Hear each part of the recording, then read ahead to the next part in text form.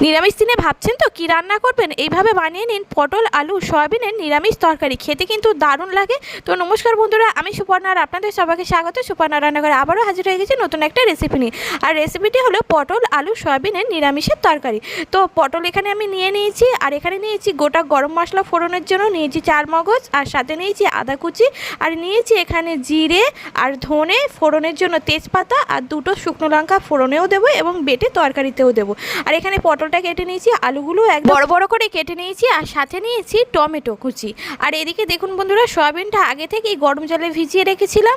আর এদিকে কড়াতে সাদা তেল গরম করে নিয়েছি, তেলের মধ্যে পটলগুলো দিয়ে দিলাম। আপনারা চাইলে সাদা তেলের পরিবর্তে সরষের তেলও ব্যবহার করতে পারেন, তবে এই রান্নাটা সাদা তেলে বেশি ভালো হয়। তো তেলের মধ্যে পটলগুলো দিয়ে অল্প একটু ভাজা করে নেওয়ার পর তারপরে নুন দিচ্ছি। কিন্তু প্রথমেই যদি পটলের মধ্যে নুন দিয়ে দেওয়া হয় তাহলে পটলের তেলটাও কালো হয়ে যায়, আর পটলটা ভাজতেও একটু অসুবিধা হয়। তো এবারে পটলটা আমি ভেজে নেব। আর এদিকে আমি সয়াবিনটা জল থেকে তুলে নিয়েছি, আর বাটিতে কিছুটা কর্নফ্লাওয়ার নিয়েছি। তো সয়াবিনের মধ্যে কর্নফ্লাওয়ারটা দিয়ে দিলাম, তারপরে দিয়ে দিলাম স্বাদ মতো নুন, আর তারপরে দিয়ে দিলাম হলুদ গুঁড়ো, দিয়ে তারপর অল্প একটু জল দিয়ে দিলাম। যেহেতু জল থেকে তুলে নিয়েছি একদম চেপে চেপে, সেই জন্য অল্প একটু একদম জল দিয়ে দিলাম। দিয়ে সমস্ত উপকরণ ভালোভাবে মিশিয়ে নিলাম। নুনটা যাতে সয়াবিনের মধ্যে ভালোভাবে ঢুকে যায় সেই জন্য একটু হাত দিয়ে চেপে চেপে মিশিয়ে নিতে হবে। আর এদিকে দেখুন পটলগুলো লাল করে ভাজা হয়ে গেছে। তো পটলগুলো এবার আমি তুলে নিলাম। এবার পটল ভাজার তেলের মধ্যে আমি দিয়ে দিলাম টুকরো করে বড় বড় করে কাটা আলুগুলো। তো আলুগুলো এবার আমি লাল করে ভাজা করে তুলে নেব।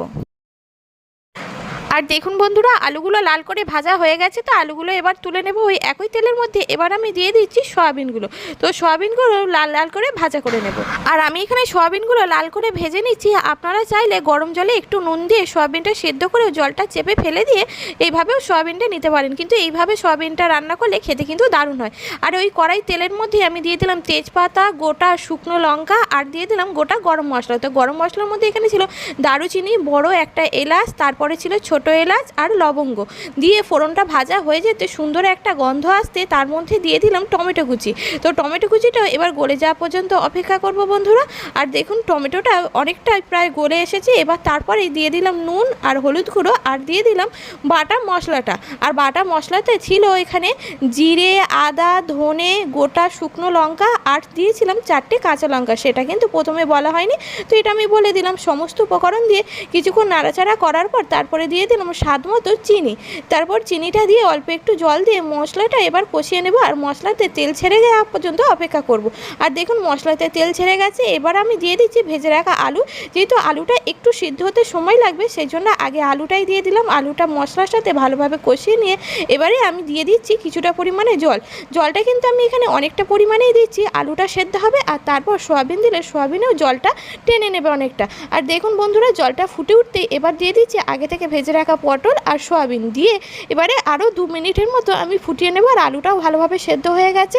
এবারে আমি লাস্টে দিয়ে দিচ্ছি চালমগজ বাটাটা। চালমগজ বাটাটা কিন্তু আগে দিয়ে কষালে চালমগজ বাটার টেস্টটা কিন্তু থাকে না। এবার দিয়ে নাড়াচাড়া করেই নামিয়ে নেব বন্ধুরা। আর হয়ে গেল কত সহজেই পটল আলু সয়াবিনের রসা। আপনারা এইভাবে একবার বানিয়ে দেখবেন। আর রেসিপিটি যদি ভালো লাগে লাইক শেয়ার কমেন্ট করবেন। আর চ্যানেলে নতুন হলে চ্যানেলটি সাবস্ক্রাইব করে পাশে থাকার অনুরোধ রইল।